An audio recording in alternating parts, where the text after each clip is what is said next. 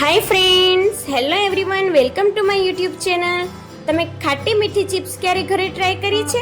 ગાંઠિયા સાથે જે મળે છે બાર ખાટી મીઠી ચિપ્સ, તે ખૂબ જ સરસ બને છે. તો ચાલો આપણે તેની ફૂલ રેસીપી જોઈએ. સૌથી પહેલાં તો મેં બટેટાની જે ફ્રેન્ચ ફ્રાઈઝની ચિપ્સ હોય તેવી રીતે કટ કરી લીધા છે. મેં છાલ અહીંયા ઉતારી નથી. બધા બટેટાની ચિપ્સને પાણીમાં ધોઈ લેવાની છે અને પાણી બધું કાઢી લેવાનું છે.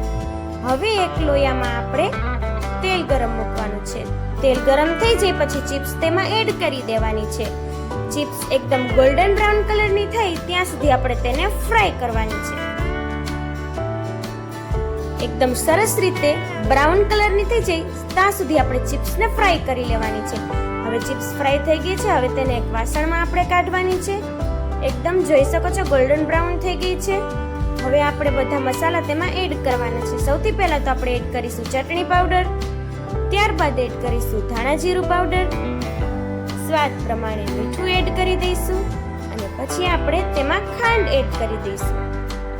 હવે તે પ્રમાણે તેમાં આપણે લીંબુ એડ કરી દઈશું. અડધો લીંબુનો રસ મેં અહીંયા નાખી દીધો છે. બધી ચિપ્સને બરાબર રીતે મિક્સ કરી અને મસાલો કટ થઈ ગયો છે. હવે કોથમીર વડે ગાર્નિશિંગ કરી લઈએ. હવે આપણી ચિપ્સ સર્વ કરવા માટે તૈયાર. થોડી જ વારમાં બની જાય છે ખાટી મીઠી ચિપ્સ. ગાંઠિયા સાથે ખાઈ શકો છો, એમનેમ ખાઈ શકો છો, ચા સાથે ખાઈ શકો છો, ભાખરી અને રોટલી સાથે ખાઈ શકો છો.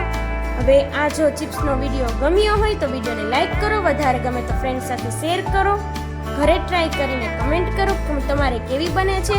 અને આવા નવા વિડીયોઝ અને નવી રેસિપીઝ જોવા માટે અમારી યુટ્યુબ ચેનલને સબસ્ક્રાઇબ કરો. Thank you.